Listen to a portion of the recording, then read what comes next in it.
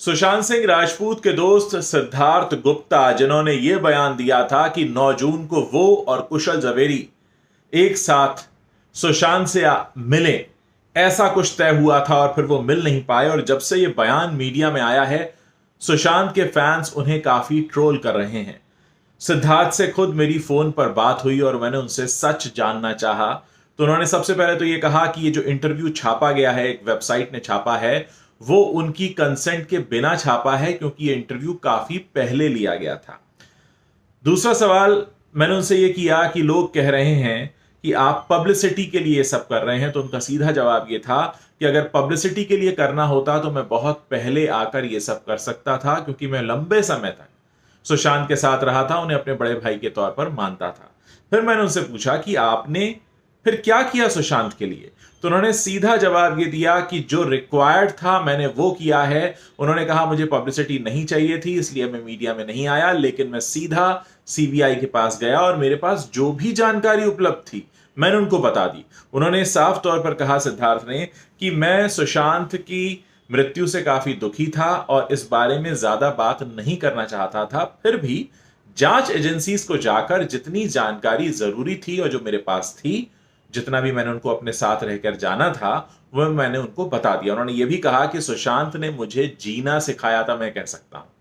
इसके अलावा उन्होंने साफ तौर पर यह कहा कि उनका कोई गाना आने वाला है और लोग ऐसे आरोप लगा रहे हैं कि गाने को पब्लिसिटी दिलाने के लिए उन्होंने ऐसा किया है। तो उन्होंने साफ तौर पर कहा कि मेरा पिछला गाना 1 बिलियन तक पहुंचा था, ऐसे में मुझे किसी पब्लिसिटी की जरूरत नहीं है। और आप खुद सोचिए कि 6 महीने तक मैं मीडिया के सामने नहीं आया, इसकी वजह यही थी क्योंकि मुझे पब्लिसिटी नहीं चाहिए थी।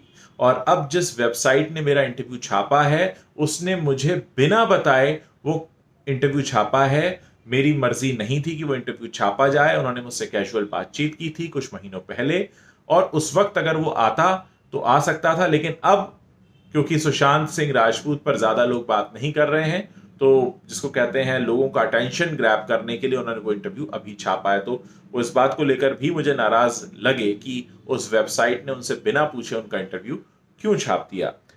सुशांत के फैंस से उनका यही संदेश है कि मैं सुशांत को बड़े भाई के तौर पर मानता था, उनकी मृत्यु से दुखी हूं और किसी भी तरीके की पब्लिसिटी नहीं चाहता। 9 जून को हम क्यों नहीं मिल पाए, इसकी कोई खास वजह नहीं है, क्योंकि जाहिर है किसी को पता नहीं था कि ऐसा कुछ हो जाएगा कि सुशांत हमेशा के लिए हम सबसे जुदा हो जाएंगे। एक कैजुअल मैसेज था जो उनके पास डायरेक्टली नहीं आया था, कुशल के पास आया था, जिसमें उन्होंने लिखा था कि चलो मिलते हैं।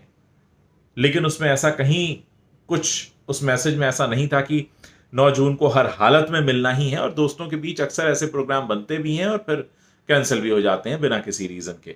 तो सिद्धार्थ अपनी इन बातों को लेकर मुझसे बात कर रहे थे। उन्होंने साफ तौर पर कहा कि मैं दुखी हूं कि सुशांत के फैंस मुझे लेकर मन में शक रख रहे हैं। उन्होंने साफ तौर पर कहा कि मुझे लेकर कोई शक नहीं होना चाहिए किसी के भी दिल में, क्योंकि मैं तो कभी मीडिया के सामने आया ही नहीं था और अभी भी नहीं आया। ये तो वेबसाइट ने मेरा इंटरव्यू जबरन छाप दिया मुझसे बिना पूछे, जो कि एक कैजुअल बातचीत थी जो कुछ महीने पहले हुई थी।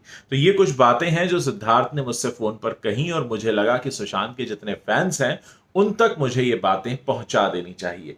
अभी अगर आप उनके लिए कोई मैसेज देना चाहते हैं तो इस वीडियो के नीचे कमेंट कर सकते हैं। मैं उन्होंने बताया है कि इस बातचीत के आधार पर मैं एक वीडियो करने वाला हूं और इसके नीचे जो कमेंट होंगे वो हो सकता है सिद्धार्थ गुप्ता भी खुद पढ़ें। शुक्रिया।